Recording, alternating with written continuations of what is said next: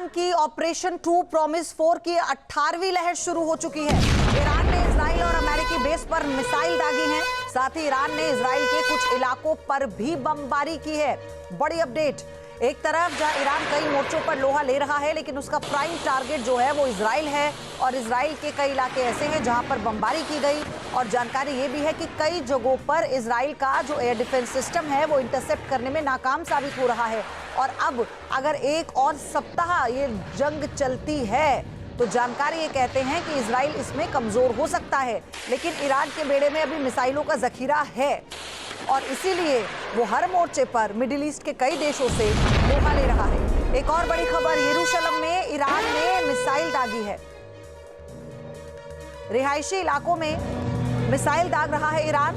कैमरे में रिकॉर्ड हुआ है मिसाइल हमले का वीडियो। आप देखिए, यरूशलेम एक सॉफ्ट टारगेट है, राजधानी है, और ऐसे में तेल अवीव, दक्षिण इजराइल के बाद कई ऐसे इलाके हैं जहां पर ईरान की तरफ से लगातार टारगेट किए जा रहे हैं। और कैमरे में रिकॉर्ड ये मिसाइल आप देखिए, रात में काले आसमान में ये मिसाइलें चमकती हुई लोगों को सिर्फ डरा रही हैं। और किस पल किस इमारत पर ये मिसाइल फटेगी इस वक्त लोग वहां नहीं जानते, इतने खौफजदा हैं। बंकरों में छिपे हैं लोग, सायरन बजता है तो लोग बंकरों में छिपने के लिए दौड़ने लगते हैं, लेकिन ये हमेशा पर्याप्त नहीं होता। एक और बड़ी खबर, ईरान ने इजराइल के रक्षा मंत्रालय को टारगेट किया है। इजरायली रक्षा मंत्रालय के पास भारी तबाही की भी खबर आई है। ये बड़ी अपडेट है इस वक्त की। ईरान ने इजराइल के रक्षा मंत्रालय को टारगेट किया। इजरायली रक्षा मंत्रालय के पास भारी तबाही की जानकारी है। आप तस्वीरें देखिए, यहाँ पर सब कुछ मलबे में बदल चुका है। ये रक्षा मंत्रालय है, यानी दोनों ही देश एक दूसरे की उन इमारतों को, उन ठिकानों को टारगेट कर रहे हैं ताकि किसी भी तरह की प्लानिंग, प्लॉटिंग एक दूसरे के खिलाफ ना की जा सके, चाहे तो वो सैन्य ठिकाने हो, आधिकारिक ठिकाने हो। और देखिए क्या हो जाता है एक मिसाइल गिरने के बाद, वो तस्वीरें बता रही हैं। एक और बड़ी खबर, इजराइल पर ईरान ने हाइपरसोनिक बैलिस्टिक मिसाइल दागी है। इजराइल के रक्षा मंत्रालय बेन गुरियन एयरपोर्ट को निशाना बनाया गया। इजराइल के 7 रडार सिस्टम नष्ट कर दिए गए। हमारी मिसाइल रोकने में अमेरिकी थार्ड सिस्टम फेल हो गया। आईआरजीसी ने कहा कि कई जगहों पर थार्ड फेल है पूरी तरह से, और इजराइल के 7 रडार सिस्टम नष्ट करने का दावा आईआरजीसी की तरफ से खुद किया गया। रक्षा मंत्रालय बेन गुरियन एयरपोर्ट को निशाना बनाया है। चलिए, एक और बड़ी अपडेट आ चुकी है। ईरान ने मोहजर 10 मॉडल ड्रोन से हमला किया है। पहली बार मोहजर 10 मॉडल ड्रोन का इस्तेमाल किया गया।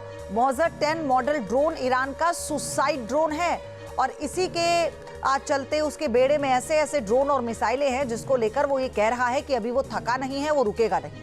आप देखिए, ये जो मोहजर 10 मॉडल का ड्रोन है, इसे सबसे खतरनाक सुसाइड ड्रोन कहा जाता है। तो अब हम आपको अलग अलग तस्वीरों के जरिए ये दिखा रहे हैं कि कैसे युद्ध अब और अगले चरण में प्रवेश कर गया है। आप सोचिए कि 6ठा दिन है इस युद्ध का और ऐसे में ताबड़तोड़ मिसाइलें का जो अटैक है वो दोनों ही तरफ से जारी है। इजराइल यूएस का जॉइंट ऑपरेशन ईरान के उन इलाकों में भी हो रहा है जहां पर ईरान विरोधी संगठन है। आप कुद्स की बात कर लीजिए, जो हमेशा से ईरान के अत्याचार से तंग आकर अपनी आवाज बुलंद करता रहा है। ऐसे में उसे भी टारगेट करना क्या बताता है कि चारों तरफ से ईरान की खिलाफत करने की जो मुहिम शुरू की गई है, ना केवल सिर्फ इस ऑपरेशन के जरिए बल्कि ग्राउंड में भी, क्योंकि ईरान में अगर दोबारा प्रदर्शन होता है तो फिर अब उसे और कैसे हवा दी जाएगी इसे देखा गया। क्योंकि डोनाल्ड ट्रंप ये कह चुके हैं कि कोई भी अगला उत्तराधिकारी होगा वो मारा जाएगा, और आईआरजीसी की तरफ से कह दिया गया कि खामेनेई का जो बेटा है वो अब अगला उत्तराधिकारी होगा। लेकिन ऐसे में अभी सवाल ये उठता है कि हालात जो तनावपूर्ण बने हुए हैं, क्या ये जंग अभी और लंबी खिंचेगी या फिर कोई ऐसा रास्ता निकलेगा जिसमें ये हो पाए कि जो अमेरिका चाहता है उसके मुताबिक ईरान अपने शर्तों के साथ आगे बढ़े। लेकिन ऐसे कोई आसार नहीं है, क्योंकि खामेनेई की मौत के बाद ईरान ने कह दिया है कि हम मर मिटने के लिए भी तैयार हैं। चलिए आगे बढ़ेंगे। ईरान को लेकर व्हाइट हाउस ने बड़ा दावा किया। एक बड़ी खबर आ रही है इसी बीच, ईरान के एयर स्पेस पर जल्द हमारा कब्जा होगा, ये व्हाइट हाउस की तरफ से कहा गया है। ये बड़ी खबर है, ये कहना कि एयर स्पेस पर हमारा कब्जा होगा।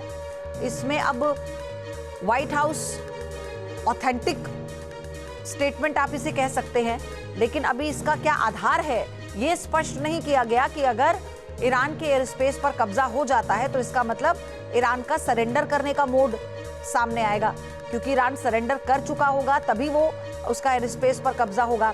लेकिन अभी तो ईरान के बेड़े में कई मिसाइलें और घातक ड्रोन हैं। ईरान हॉर्मुज स्ट्रेट को लेकर भी अपनी शक्ति दिखा ही चुका है।